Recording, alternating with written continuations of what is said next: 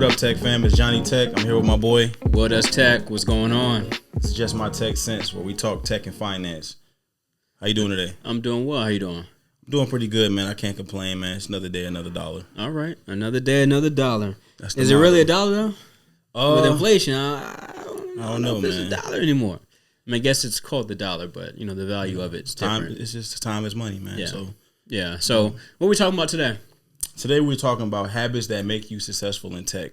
Yeah. You know, and the reason why we want to talk about this is so people can, you know, see what they're doing and see if they're in line with things that can help them break into cybersecurity and make sure they're doing all the proper things that's going to help them propel their career. Okay. You know, so. Yeah. And we're not talking about necessarily breaking into cybersecurity, but I mean, just being successful in it, right? Okay. But there's a lot of people trying to break in the field, so we're just talking to those people and, of course, the people that's in it. And these habits going to work. These habits are going to work for you whether you're in the field, right? Whether you're trying to progress in the field, right? Whether you want to take these habits. Take that. No, we don't. No Diddy. No, we're not. No.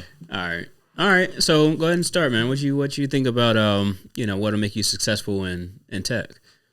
So we can go with the number one. We can go with the number one thing.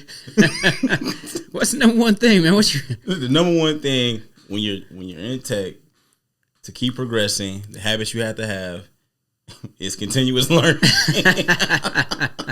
Wait, okay, so we're laughing because that's one of the things that he said he wasn't going to say was continuous learning, but it's undeniable when it comes to tech. I mean, there's no way for you to continue to do well or progress without changing with technology, because technology changes all the time. So that's why we're laughing, because there's no way of getting around the fact that you have to continuous learn. And it sounds so cliche, right? You hear it all the time. Hey, continue to learn. Right.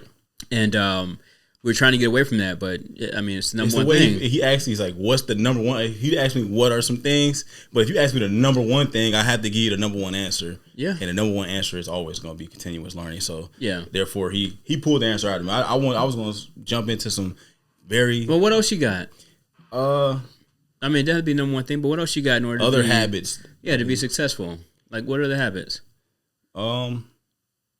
Staying late, doing the extra work. Nah. You know, being the person that could be called on, you know.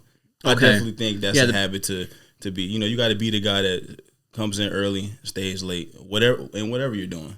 Nah, I disagree with that. Do your job and do it well.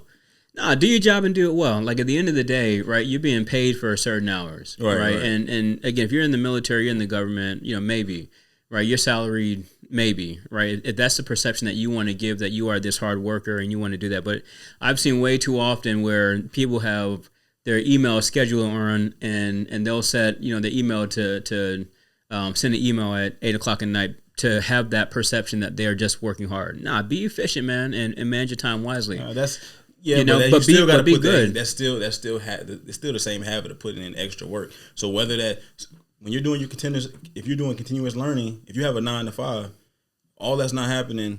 All that extra learning is not going to happen on the job. So it can, though. Staying late could be. Staying late doesn't have to be at work. Staying up late at home, studying whatever new certifications are coming out. So definitely stay on top of your certifications. You said stay late. I did say stay late. Yeah. That don't even No. This dude's always hating, man. It's not this again. Like, I understand, like, you know, Kobe was like, you know, he was there before everybody else, right? He's putting in that work. The Mamba mentality. The Mamba mentality. I got it. But at the same time, that continuous learning, you know, doing the work outside of work, it may not necessarily be pertaining to your job, but you want to, you know, climb the ladder. You need to get better at what it is that you're doing, and understanding that tech changes all the time. You need to keep up with the times. Right. But again, to flat out say, you need to stay late. Nah, that's to me, that's toxic, right? And again, I mean, those leaders, right, that kind of preach that, because I mean, some will preach that, hey, you know, you need to be here. You know, work starts at 9:00, but you need to be here at 7 to prepare for 9:00, and then, you know, you clock out at 5:00. Sounds scoring right now, man. No. It's just one of those things that, you know, especially in the military, that, you know, there is a perception thing, right? And, you go to, I'm not going to make it about the military, but some of these jobs where, again, the expectation is that you don't leave any earlier than 6 o'clock, even though, there's nothing going on, but your boss is still there. So you're still there. So the perception is you're working just as hard as your boss. And I just don't subscribe to that. All right. So what are habits that you would say people need to have? So the continuous learning, we talked about that. I think people need to be curious, right? They need to be curious about what the next thing is. Be curious about where their business or the job that they're working for is going, right?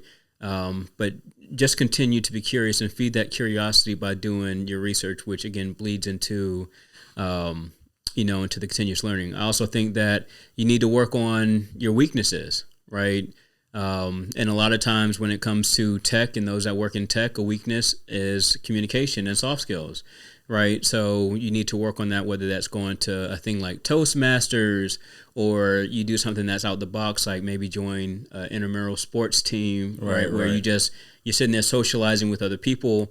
That's going to help you in the workforce when you're dealing with your team, right? It's just a different kind of team. Right. So that's another way that I feel like, you can be successful in tech. For me, again, in the positions that I've had, and I've seen where, people will kind of draw back, right? Not say much. And, that doesn't allow us to really see their talent, right? Because sometimes you need to broadcast your talent, whether you want to or not. You can't depend on other people to see it. They may not see it, and you may be doing a lot of work that they just don't see. So you kind of have to be your best cheerleader, and put yourself out there. No, I agree with that, and I actually want to piggyback on the curiosity. That one might be number 2. Right under continuous learning, because everything kind of fits under that. But like, for example, like if I'm blue team. And I'm always like, okay, you're a blue team. You can focus learning all those things. Yeah. But like, hey, jump over into what other departments are doing, and then if you can learn some of those skills, and you can apply that to what you're doing now. So I definitely think that's a big part of it. So like, just be looking at ways you can make change. I think that's another way to, it's a habit to pick up, finding ways that you can make change, and finding ways that you can be of value more than just your team. If there's ways you can help out. So like, hey, maybe this team is lacking somewhere, your team is not. See what some ways that you can help. Right. And sometimes you have to do some of those things for free. I don't know how you feel about that. You're like, oh, no, working late, whatever. But if you can find a way to add value and find a way to get known, that's like more habits, like where you can learn, especially on the job. That's a great way. Yeah. Great habit to pick up. Yeah, and I just want to say this. So Johnnie and I are at different places in our life, right? I am 10 years past him as far as the career goes. So there was a point in time where, again, my thought process would have been that of you need to stay late, you need to come early, you need to, put this perception on that you are just the hardest worker in the room. If you are the hardest worker in the room, be that. At the same time, right, I feel like there are different ways of going after that. So, again, the beauty of this podcast is, again, as far as our experience levels go, I've been in this industry for a little over 17 years, and I've been doing other things as far as, day-to-day work, and they're just lessons that I have learned over time that I can say, nah, that's not that. I used to subscribe to that. That used to, in my mind, be the way to go, but just growing in the field, maturing in the field. And again, it's not anything that, is a strike against Johnnie whatsoever. It's just something that I've had to overcome. And with time and experience, you get that. So again, Johnnie offers an opinion that is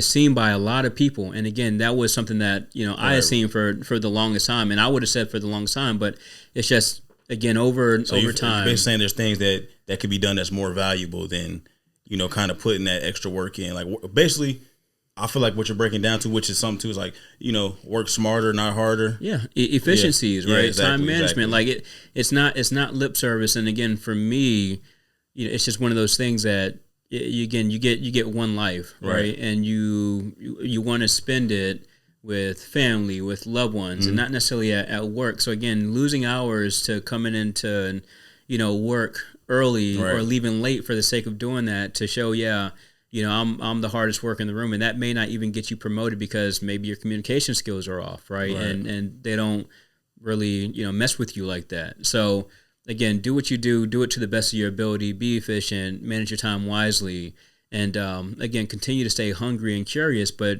also at the same time, understand that this is not necessarily your life, right? Don't make it your life. Just make it a part of who you are, and something that you do. Like a day-to-day type thing. Yeah.